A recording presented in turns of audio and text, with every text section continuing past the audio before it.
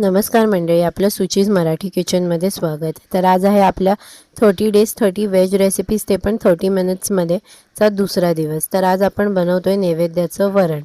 तर सगळ्यात पहिले भांड्यामध्ये तेल घालून घ्या। त्यानंतर त्याच्यामध्ये लसूण आणि कांदा टाकून ते छानपैकी परतवून घ्या। जोपर्यंत कांदा छान परततोय तोपर्यंत जर तुम्ही चॅनलला सबस्क्राईब केलं नसेल तर खाली सबस्क्राईब करा आणि बाजूला बेल आयकन आहे तिकडे क्लिक करा। आता आपला कांदा छान लाल झालेला आहे। आता त्याच्यात आपण थोडीशी हळद घालून घेऊया। हळद घालून सुद्धा हे मिश्रण छान मिक्स करून घेऊया, जेणेकरून ती हळद सगळीकडे लागेल। आणि हे छानपैकी मिक्स करून झाल्यानंतर आपण आता ह्याच्यामध्ये वरण टाकणार आहोत आपलं, जे आपण शिजवून घेतलेलं आहे ऑलरेडी कुकरमध्ये बिना शिट्टीचं। आपण ते एक 10 ते 15 मिनटं स्लो गॅसवर शिजवून घेतलं।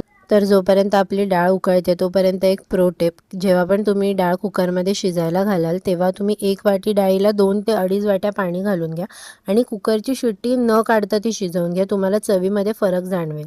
आता तुम्ही तुमच्या आवडीनुसार डाळीची कन्सिस्टन्सी ॲडजस्ट करून घ्या, तुम्हाला किती घट्ट किंवा किती पातळ डाळ आवडते त्यानुसार। आता आपण त्याच्यावरून कोथिंबीर टाकून घेऊया।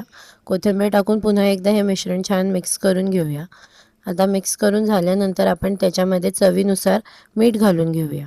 आता 5 ते 7 मिनटं डाळ छान उकळू द्या स्लो गॅसवर, जेणेकरून तिला थोडासा घट्टपणा येईल आणि ती चवीला अजूनच सुंदर आणि रुचकर लागेल। तुमच्याकडे ह्याला डाळ म्हणतात की वरण म्हणतात हे कमेंट करून नक्की सांगा। अशा प्रकारे आपलं नैवेद्याचं वरण तयार आहे आणि त्यावरून तूप घालून छानपैकी ह्याचा आस्वाद घ्या। धन्यवाद।